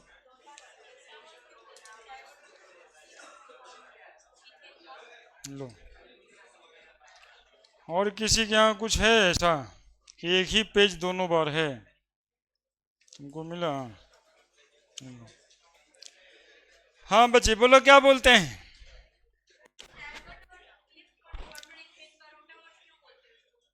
रोटामर बोलते हैं, चूंकि ये रोटेशनल आइसोमर ही कहलाता है। घूम ही रहा था ना, सुनिएगा बाबू, हो गया ये पूरा, लिखते हैं। कॉन्फॉर्मर आइसोमर को रोटामर्स भी कहा जाता है।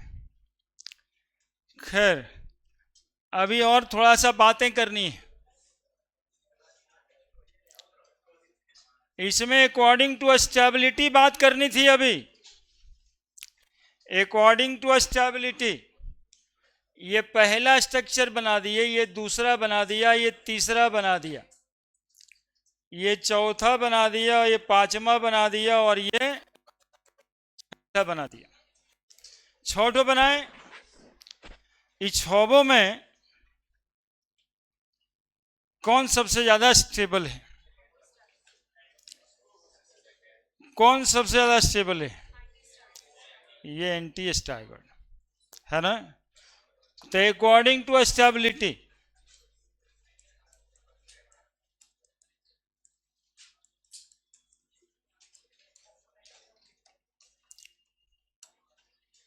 Anti staggered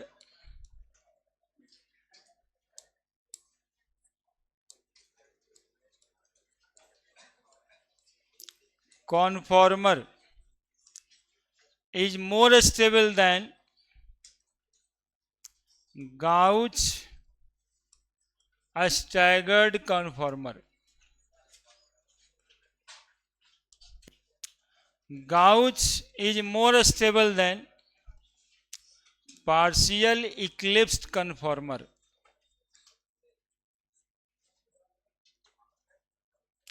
It is more stable than fully eclipsed conformer.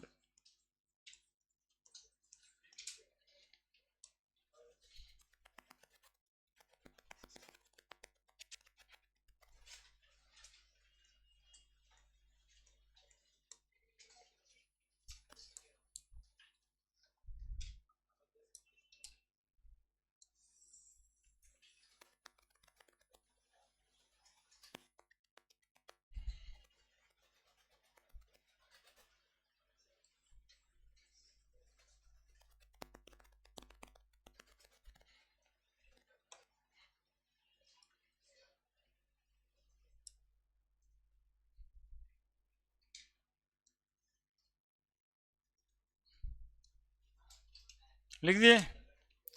अब सुनिए जी, according to energy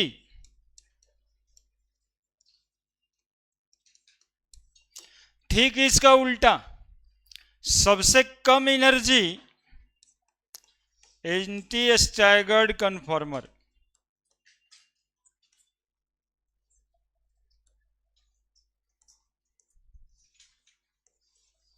gauche staggered conformer.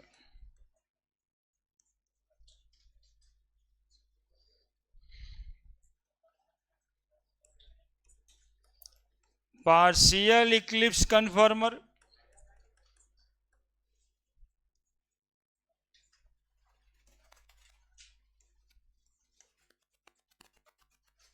Fully eclipse conformer सबसे ज्यादा एनर्जी पे होता फुल्ली इक्लिप्स कन्फॉर्मर।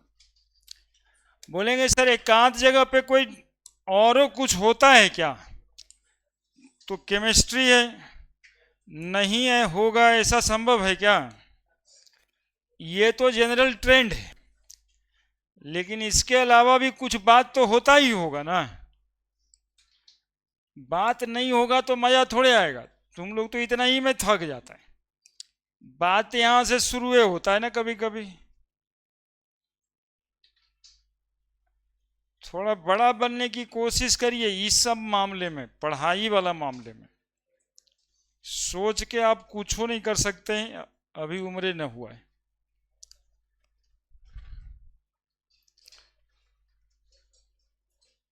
पढ़ के आप कुछ कर सकते हैं।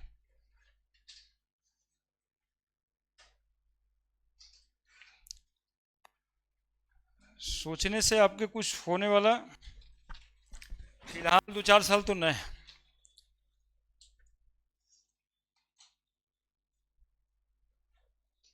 पहले जंगल उंगल रहता था तो लड़का सब भाग जाता था घर से, बोला क्या करेगा, तो जंगल में लकड़ी काटेंगे, लकड़ी बेचेंगे।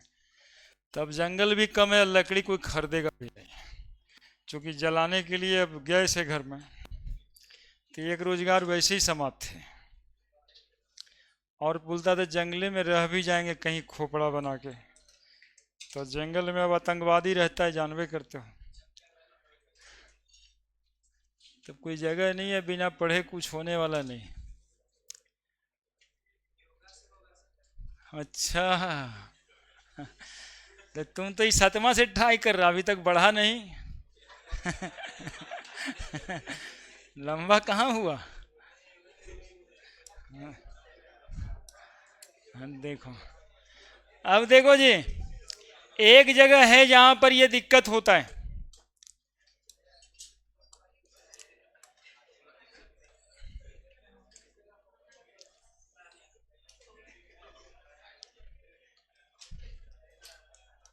पोटेंशियल एनर्जी, सुनिएगा, पोटेंशियल एनर्जी इधर में स्ट्रक्चर है, डिफरेंट स्ट्रक्चर। पहला स्ट्रक्चर हम लोग का कौन सा था, फुल्ली इक्लिप्स्ड, फुल्ली इक्लिप्स्ड। दूसरा स्ट्रक्चर कौन सा था, गाउच स्टैगर्ड। तीसरा कौन था, पार्शियल इक्लिप्स। चौथा कौन सा था, एंटी स्टैगर्ड। एंटी स्टैगर्ड के बाद क्या था, partial, partial eclipsed, partial eclipsed. उसके बाद कौन था, उसके बाद गाउच स्टैगर्ड। उसके बाद फिर से फुल इक्लिप्स्ड। 3 बार फुल इक्लिप्स कैसे हुआ। तो फिर full eclipse, gauche, partial, anti, partial, gauche ही पर खत्म करना है। Fully eclipsed, fully eclipsed, fully eclipsed. उसके बाद गाउच स्टैगर्ड। उसके बाद partial eclipsed, fully eclipsed, partial eclipsed. Fully eclipse को थोड़ा और जगह दीजिए, फुल्ली इक्लिप्स्ड, पार्शियल इक्लिप्स्ड। उसके बाद एंटी स्टैगर्ड। उसके बाद पार्शियल इक्लिप्स्ड। उसके बाद गाउच स्टैगर्ड। देखिए ये एनर्जी के हिसाब से है। एनर्जी में यदि फुल्ली इक्लिप्स्ड है तो देखिए यहां पर दिखाया क्या जा रहा है, फुल्ली इक्लिप्स कन्फॉर्मर के एनर्जी सबसे ज्यादा होते हैं, ये दिखाया जा रहा है। उसके बाद गाउच स्टैगर्ड की एनर्जी इतनी है और एंटी स्टैगर्ड की एनर्जी सबसे कम है। यही तो मैंने, पार्शियल इक्लिप्स, पार्शियल इक्लिप्स दोनों बराबर ही है। पार्शियल इक्लिप्स, पार्शियल इक्लिप्स दोनों बराबर ही है ना। और एंटी स्टैगर्ड तो एक ही है, गाउच स्कैटर्ड दोनों बराबर ही है। इसमें क्या क्वेश्चन पूछ रहा है अभी कि ये ग्राफ बना देता है क्वेश्चन ही, और वो लिख देता है पहला, दूसरा, तीसरा, चौथा। अब जो हिसाब से वो लिखे, आपको एनर्जी के हिसाब से पकड़ना होता है स्ट्रक्चर को, कि वो पार्शियल इक्लिप्स होगा, फुल्ली इक्लिप्स होगा, गाउच स्टैगर्ड होगा, एंटी स्ट्रक्चर होगा। वो 4, 5, 6 लिख दिया और नीचे स्ट्रक्चर का नाम लिख दिया। क्वेश्चन इतना पढ़ने के बाद सिंपल इतना ही रहता है। अब हमको बता रहा है ये, तो हमको दिखाई देगा ना जी, सबसे ज़्यादा एनर्जी पे जो है वो कौन सा है, फुल्ली इक्लिप्स। और सबसे कम एनर्जी पे कौन सा है, बाकी 2 को गाउच और स्टैगर्ड। तो यही खोज के उसको बताना रहता है उसके ग्राफ के हिसाब से। तो उसी का एक तरीका है ये। केमिस्ट्री में मॉलिक्यूल को जितना ज़्यादा एनर्जी होगा उतना अनस्टेबल होगा, उतना कम होगा वो स्टेबल। केमिस्ट्री एकदम आदमी की तरह चलता है कि एनर्जी कम हो गया, मिनिमम एनर्जी पर आप आ गए तो आप रिएक्टिव कम होइएगा।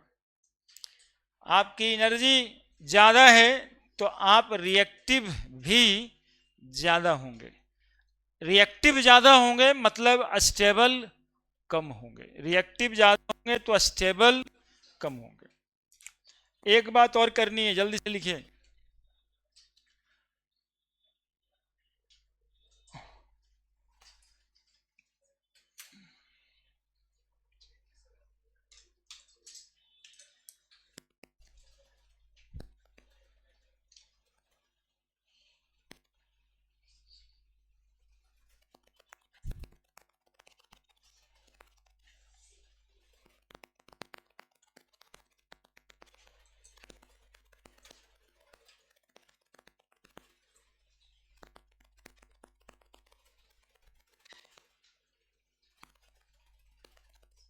अरे काम कितना करना है, देखिए ये है।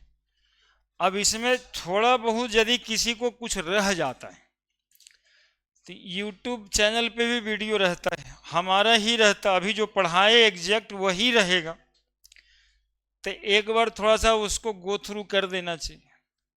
क्वेश्चन पेपर दिए हैं, आज के आज बना देना चाहिए, जितना समझ में उतना कॉपी में जाकर के लिख देना चाहिए, एक बार फोटो बना देना चाहिए, बस हो गया। अब लेकिन आप खाली देखते हैं कि हाँ सब ठीक है, हो जाएगा, आप बनाए हैं नहीं, कॉपी पे लिखे नहीं, खाली देखे हाँ हो जाएगा, तो वो होता ही रहता है, वो ठीक ही है।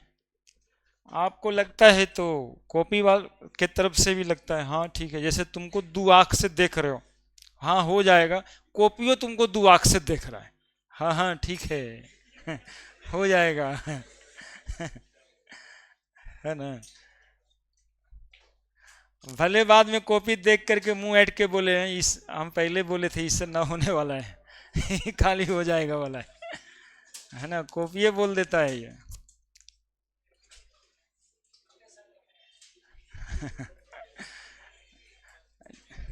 ठीक है सर, नहीं थोड़ा सा और बर्दाश्त कर ले भाई, बदलने दीजिए। देखिए CH2OH ये एक इस टॉपिक का खतरनाक मॉलिक्यूल है, इस टॉपिक का ये खतरनाक मॉलिक्यूल है, ये ग्लाइकॉल है, या इसको इथिलीन ग्लाइकॉल बोलते हैं। और ये ग्लाइकॉल मॉलिक्यूल एक एक्सेप्शंस लिए हुए है, लेकिन हम एक्सेप्शंस नाम का कोई चीज़ तो बताते हैं नहीं केमिस्ट्री में, बोलते हैं सबका कारण ही है, तो एक्सेप्शंस क्या होगा आपको खुद ही दिखेगा, हाँ सर कारण तो था। कितना एच लिखें, दूगो एच, दूगो एच और एक ठो ओ एच, एच एच, एक स्ट्रक्चर तो तुम लोग समझ ही रहा है, इसके पीछे वाला इसका हम स्टैगर्ड कन्फॉर्मर बना रहे हैं, ये ठीक है। इसका जानते हो कितना कन्फॉर्मर बनेगा, कितना कन्फॉर्मर बनेगा, कोई अपने सेंस से बताए जल्दी। 6 ही बनेगा, पिछले वाले की तरह, देखा नहीं पिछले वाले की तरह एक CH3 था, तो 6 बना था ना, तो एक OH और एक OH है, तो फिर घुमा घुमा के 6 बार घुमाएंगे तो 6 गो बनेगा, सब वही full Eclipse, partial Eclipse, gauche, staggered, यही बनेगा सब, सुनते रहना। इसमें ये स्टैगर्ड कन्फॉर्मर है और ये वेंटी है रे,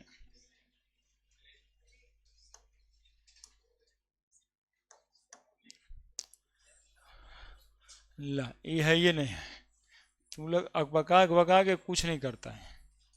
6 आइसोमर इसका बनेगा, क्लास है तुम लोग का,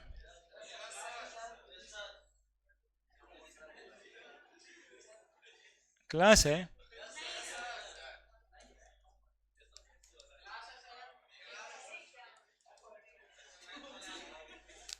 हाँ जानते हो, अभी अभी एक बच्चा जो है पीछे बैठा है, वो कहा सबको कि बोलो नहीं रहे तभी न छुट्टी देंगे तो 2 आदमी जोर से बोलना स्टार्ट कर दिया, क्लास है सर। अभी पूछे थे ना कितना आइसोमर बनेगा, तो कोई बताया नहीं, तब ना फिर से हमको बनाना पड़ रहा है, तो समय किसका लगेगा? तुम्हारा ही लगेगा। 60 डिग्री के एंगल से घुमाए तो बना कि नहीं? पहले एकदम एक दूसरे के आगे पीछे था, अब 60 डिग्री का एंगल बना दिए। अब तीसरी बार घुमाएंगे हम कि नहीं घुमाएंगे बताइए?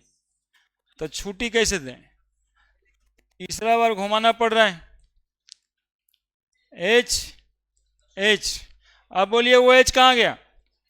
अरे बोलिए, यहां पे वो एच आया, यहां पे एच और एक एच यहां पे। अब बोलिए कितना अच्छा स्ट्रक्चर है, इसको भी सब इंटरेस्ट से न लेता है। O H H H, O H यहां आ चुका है, अब ओ एच यहां आएगा, ये ओ एच यहां आएगा, तो ये एच ऐसे सोच के बनाना, ये एच है ना, ऐसे सोच के बनाना है, ऐसे नहीं कि 6 गो गोल का और 6 गो ट्रायंगल उस पर। अरे बनेगा तो वही, लेकिन एगो देख के लग जाता है ना कि बचवा को समझ आए, ये बचवा उतार रहा है। O H H H, O H यहाँ पहुंच चुका है, अभी ओ एच यहाँ पहुंच जाएगा, बाकी एच एच, और फिर एक ट्रायंगल फिर बना देंगे, ओ एच एच एच, यहाँ तक आ गया ओ एच। अब ओ एच यहाँ, यही तो मोशन देखना होता है यार, एक दूसरे की रिलेटिव में मोशन 60-60 डिग्री पे घुमा रहे हैं। ये बता दो अब, बोलो कैसा है, बोलो कैसा है, बोलो कैसा है? फुल्ली क्लिप्स्ड, बोलो। गाउच स्टैगर्ड, बोलो। पार्शियल इक्लिप्स, बोलो। एंटी स्टैगर्ड, बोलो। पार्शियल इक्लिप्स, बोलो। Gauche staggered. इस क्वेश्चन में पूछा जाए कि एंटी ज्यादा स्टेबल है कि गाउच ज्यादा स्टेबल है, पूरा जेई में भरा पड़ा रहता है। जितना कॉन्सेप्ट अभी तक पढ़े थे, इसको भी ना पढ़े थोड़ा अधूरा हो जाता है। होता क्या है इसमें? ओ एच देख रहे हो, ये ओ एच देख रहे हो, देख तो रहा ही होगा यार, बोलो ना यस सर। ओ एच तो ऐसे ही बॉन्ड रहता होगा एक दूसरे के बीच में, नहीं? ये ओ एच पे एच कैसा चार्ज है? नहीं, एच पर पॉजिटिव चार्ज है। इस ऑक्सीजन पे दोनों अगल बगल में है, दोनों अगल बगल में, तो ये हाइड्रोजन इस ऑक्सीजन के बीच फोर्स ऑफ अट्रैक्शन लगता है, और इसको बोलते हैं बोलता बता रहा है एक बच्चा, इंट्रा मॉलिक्यूलर हाइड्रोजन बॉन्डिंग। ये सब एक्स्ट्रा फोर्स ऑफ अट्रैक्शन है, समझे ना? अब जैसे हम आपको अट्रैक्ट करके अपने तरफ तो रखे हुए हैं, लेकिन आप एक वो बगलवा वाला से एक्स्ट्रा फोर्स ऑफ अट्रैक्शन लगाए हुए हैं, चल न रे चल न रे बोल न रे, ऐसा का वाला, ये वैसा के वाला फोर्स ऑफ अट्रैक्शन है ना। ऐसे तो सब ठीक ही था, लेकिन ये वाला ओ एच इसके ऑक्सीजन के चक्कर में पड़ा हुआ है, इसके वजह से इसको जाने देना चाहेगा नहीं, और ये एंटी से अस्टेबल हो जाएगा। CH3 में ये वाला बात नहीं था, लेकिन इस इंट्रामॉलिक्यूलर हाइड्रोजन बॉन्डिंग में के वजह से इसके गाउच स्टैगर्ड का स्टेबिलिटी इसके एंटी स्टैगर्ड कन्फॉर्मर से ज्यादा होता है ना।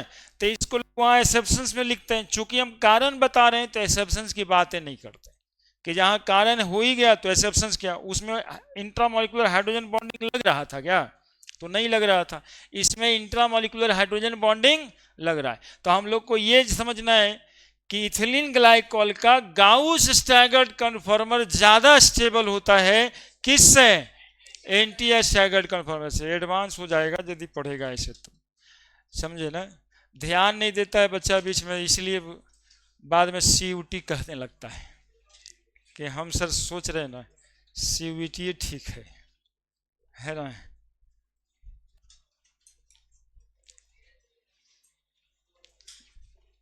कन्फॉर्मर आइसोमर ऑफ ग्लाइकोल, कहीं कोई क्लास अभी आप लोग का नहीं है basically,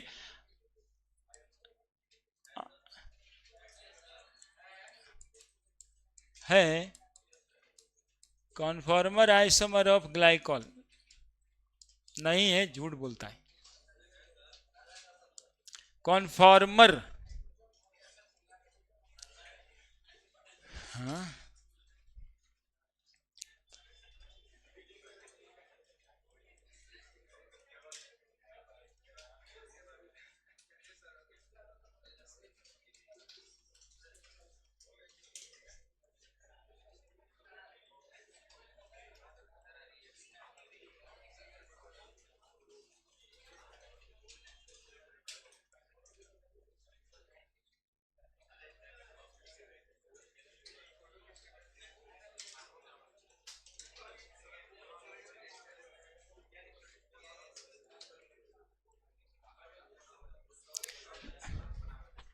Gauge staggered conformer in of glycol is more stable than anti-staggered conformer intramolecular since intramolecular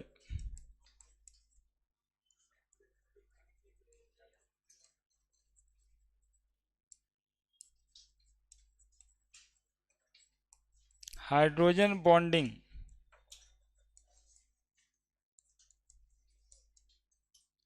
takes place in gauge conformer।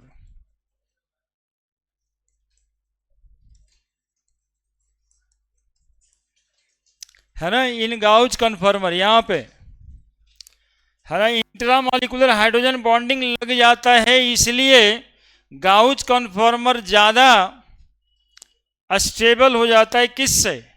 Anti staggered कन्फर्मर से ग्लाइकोल के केस में।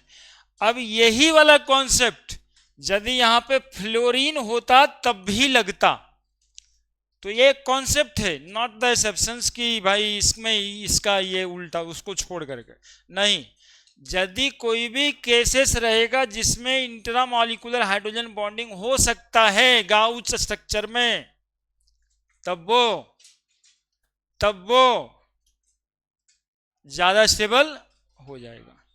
और सुनना, हर बार जो 1 डिग्री बढ़ाते हैं ना, अच्छा एक बात और, इसका ग्राफ भी आप अपने हिसाब से देख लोगे, है ना, इसके ग्राफ तो इसके हिसाब से आएंगे, क्योंकि गाउच स्टैगर्ड कन्फर्मर ज्यादा स्टेबल हो गया तो सबसे कम एनर्जी पे ये वाला रहेगा क्या। तो जगह छोड़ देना, घर में ग्राफ बना लेना कि इसका गाउच ज्यादा स्टेबल है इसलिए एनर्जी कम है, भागने के चक्कर में तो सब रहता है।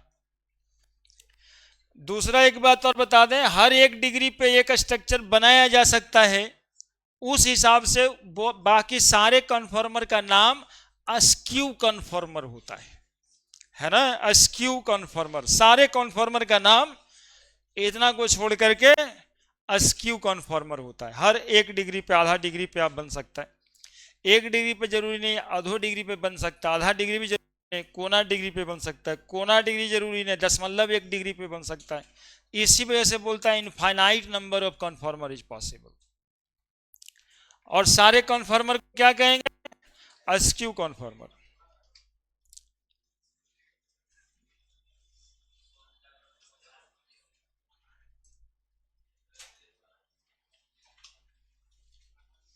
हम कहाँ पकड़े?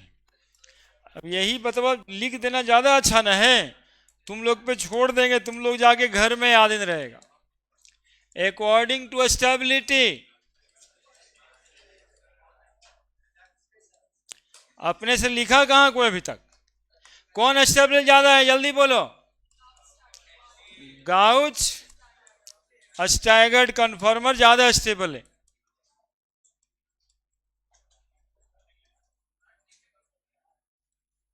किससे ज्यादा स्टेबल है? Anti staggered.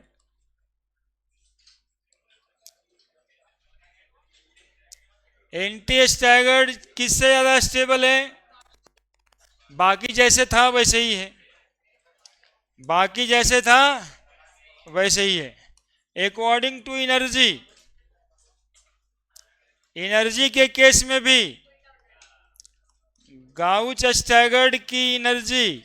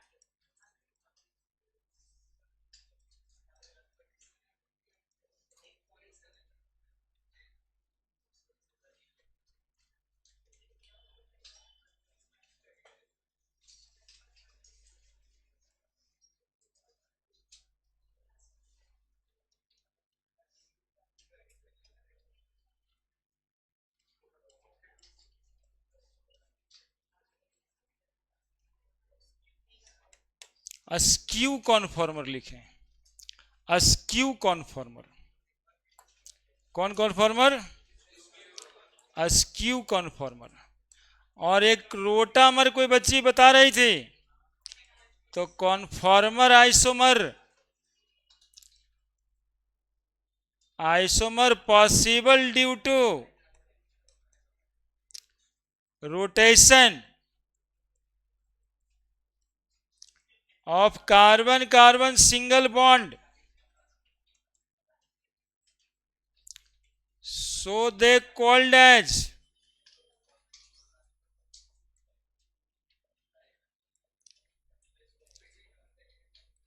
rotamers also। Rotamers भी कहते हैं उसको, कॉन्फॉर्मर आइसोमर को क्या कहते हैं? रोटामर। अब कल क्या होगा?